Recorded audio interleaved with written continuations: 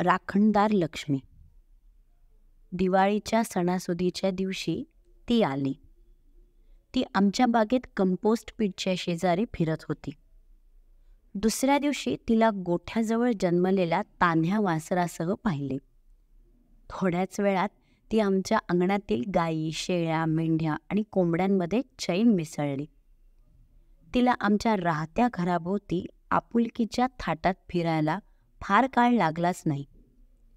असे वाटले की तिनेच आम्हाला निवडले आहे. ती कुठून आली?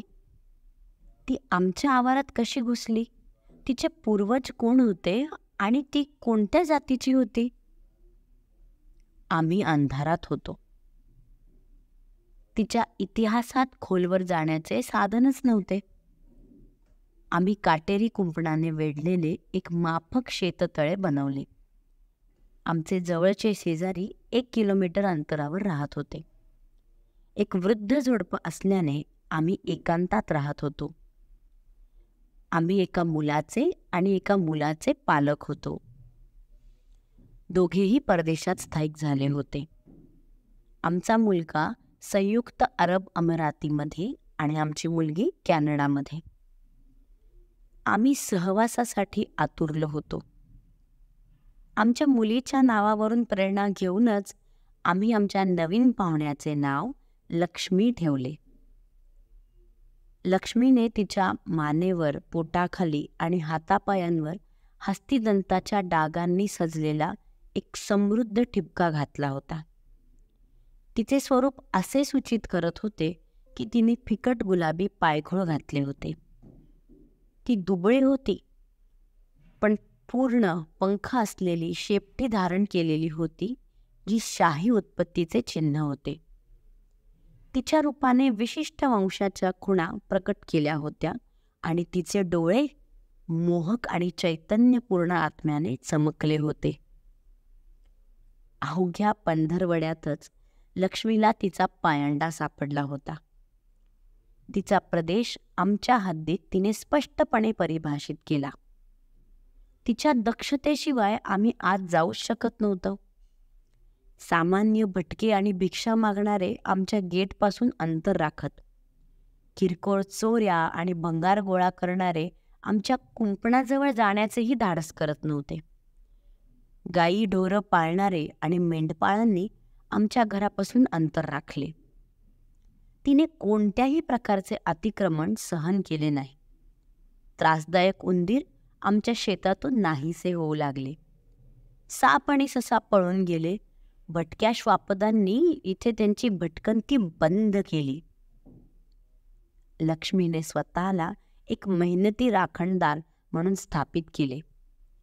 आम्हाला मुख्य प्रवेशद्वाराजवळ नोटीस लावून जवळून जाणाऱ्या आणि रिकाम्या घुसखोरांना सावध करावे लागले.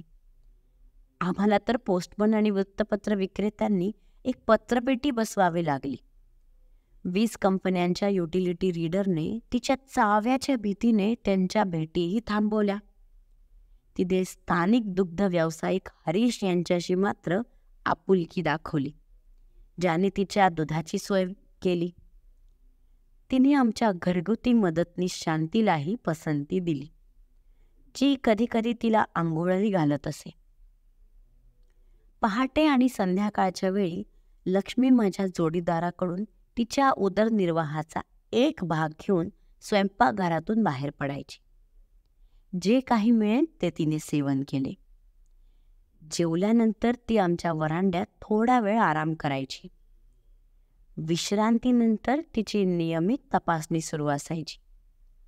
ती माझ्याबरोबर गेटपर्यंत असायची आणि जवळच्या बाजारपेठेतून मी परत येण्यापर्यंत माझी वाट बघत बसायची. तिला आमच्या गाडीचा आवाज माहीत होता. 1-2 बिस्किटं ही तिच्यासाठी खात्रीशीर ट्रीट होती. आम्ही तिला पट्टा लावण्याचे टाळले. तिला कधीच पट्टा नव्हता. आम्ही संकल्प केला होता की ती आमच्या संततीप्रमाणेच स्वातंत्र्य आणि जबाबदारीच्या वातावरणात वाढेल. ती आमची दत्तक मुलासारखीच होती. जरी माझ्या पत्नीने तिला घरामध्ये परवानगी दिली नाही, तरीही मी तिला ते स्वातंत्र्य देण्यास तयार होतो. लक्ष्मी आमच्या कल्पनेपेक्षा लवकर परिपक्व झाली. ती एक आश्चर्यकारक आणि मजबूत आकृतीमध्ये उमलली. तिचे ते रूप दृष्टीसाठी कृपा होती. जसे जसे ऋतू बदलत गेले तसे तसे आम्ही लक्ष्मी तारांच्या पलीकडे भरकट असल्याचे पाहिले. तिची अनुपस्थितीची वारंवारता आणि कालावधी वाढला. तरीही थोड्याशा आवाज देण्यावर ती पुन्हा आमच्या शेजारी हजर व्हायची. एके दिवशी मात्र तिने आमच्या कॉलकडे लक्ष दिले नाही. तिचे जेवण चुकले आणि दुसऱ्या पहाटेपर्यंत ती गायब होती. जितक्या अचानकपणे ती जवळजवळ 1 वर्षापूर्वी आली होती, तितक्याच रहस्यमयपणे ती गायबही झाली. दुग्धव्यवसाय करणाऱ्या हरीशने आमच्या शेतापासून काही किलोमीटर अंतरावर असलेल्या एका पॉश वस्तीत, जिथे श्रीमंत जमीन मालक त्यांच्या शुद्ध जातीच्या कुत्र्यांसह राहत होते, तेथील झाडीत तिचा आवाज ऐकल्याचा उल्लेख केला. माझी पत्नी बडबडली, लक्ष्मीला तिचा साथीदार सापडला असेल. होय, अगदी आपल्या मुलांसारखाच. सगळे मोठे झाले आणि निघून गेले. आपल्या दोघांना एकांतात सोडून गेले. मी उसासा टाकला आणि गेट बारील सावधान लक्ष्मी राखण करीत आहे हा बोर्ड काढण्यास संथ पावले टाकू लागलो. यूट्यूबवरील प्रेक्षकांनो, आपणासही ही स्टोरी आवडली असेल अशी आशा आहे. तर मग जरूर या व्हिडिओला लाईक करा. शिवाय कमेंट्समध्ये आपली अमूल्य मते आम्हाला कळवा. आणखी मनोरंजक कथांसाठी पिंपळ पान या आमच्या चॅनलला सबस्क्राईब करा व बेल आयकॉनवर क्लिक करून ऑलवर सेट करा. म्हणजे पुढची स्टोरी तुम्हाला लगेच दिसेल.